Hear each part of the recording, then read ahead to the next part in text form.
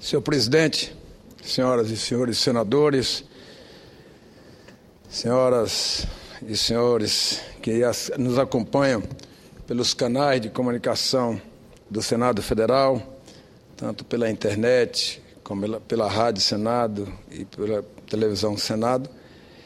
Eu queria dizer, senhor presidente, que a maioria dos brasileiros, dos nordestinos e dos cearenses vive nas grandes cidades. Atualmente, o nosso Ceará, estado com mais de 8,5 milhões de habitantes, a população urbana supera 6,3 milhões de pessoas, o que representa cerca de 75% dos cearenses que ali vivem.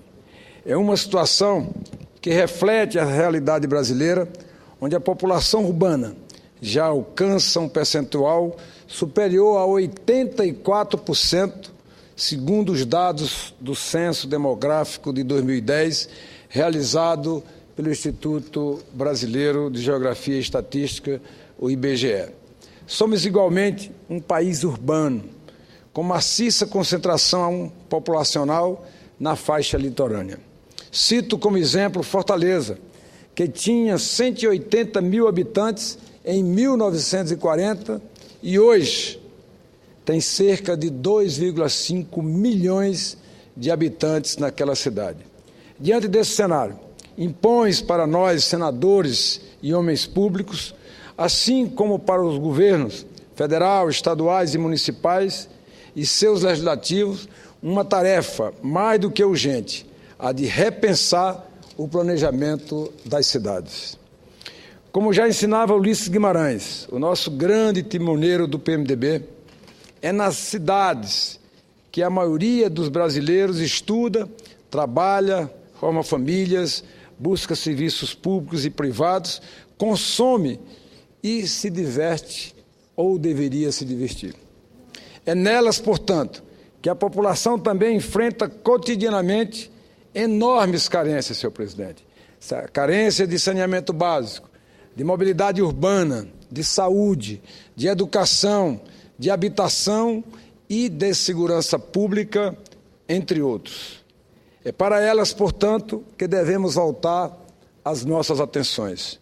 O processo de urbanização, que se acelerou a partir da década de 50, com a industrialização e com o êxodo rural provocado, por exemplo, pela seca no Nordeste, mas também por vários outros fatores em todas as regiões do país, dá sinais de esgotamento. Senhor presidente, senhoras e senhores senadores, repito, é mais do que urgente pensarmos o futuro das nossas cidades. Para isso, temos que contribuir efetivamente com os gestores municipais para que façam frente não só aos problemas cotidianos, mas também para que tenham condições de pensar o futuro para as gerações que estão a caminho. Os cearenses, nordestinos e brasileiros já mostraram, reiteradas vezes, o que querem. Melhor ordenamento urbano, com destinação mais equilibrada dos recursos oficiais para qualificar os serviços públicos e a infraestrutura urbana. Como municipalista que sou, tenho um relacionamento muito próximo e participativo com os prefeitos do meu estado e desse país, para ouvi-los e, assim, possamos elaborar conjuntamente medidas que atendam, de fato, às necessidades das populações. No momento em que o processo de urbanização tende à fadiga, temos que procurar entendê-los para propor alternativas capazes de impedir que cheguem à falência e ao esgotamento. Neste sentido, considero fundamental empreendermos que a urbanização e o desenvolvimento não se contrapõem. Na verdade, são complementares. Também é imprescindível levarmos em conta que a capacidade da União de elevar o volume de transferências constitucionais e voluntárias está muito perto do limite, principalmente em razão da desaceleração apresentada pela economia brasileira no momento. Impõe-se, por isso, a necessidade de rediscutirmos o Pacto Federativo, a fim de que os municípios ocupem maior participação na distribuição da arrecadação de impostos. Mas só isso não basta. É preciso repensar as gestões e o planejamento das vocações das cidades.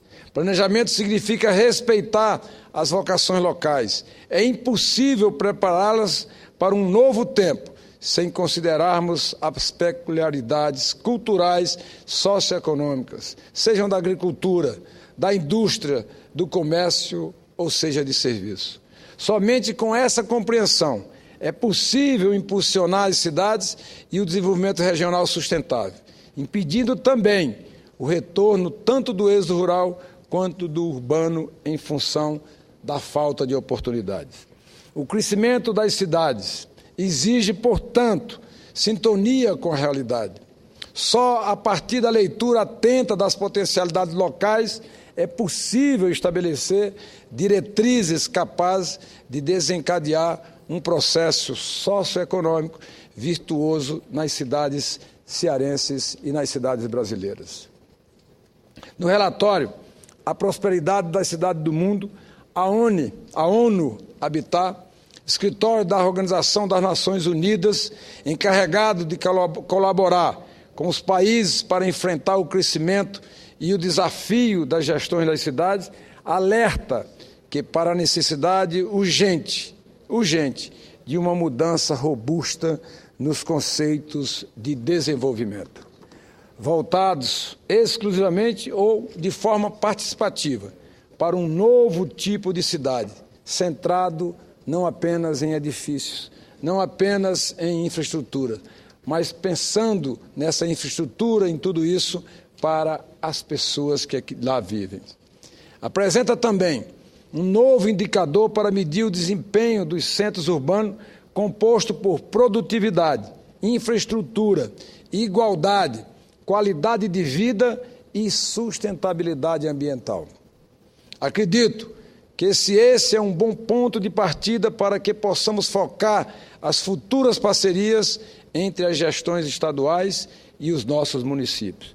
Acredito que esse é um bom ponto da produtividade e eu acredito que significa otimizar os recursos e os esforços da atividade pública, ou seja, fazer mais com menos.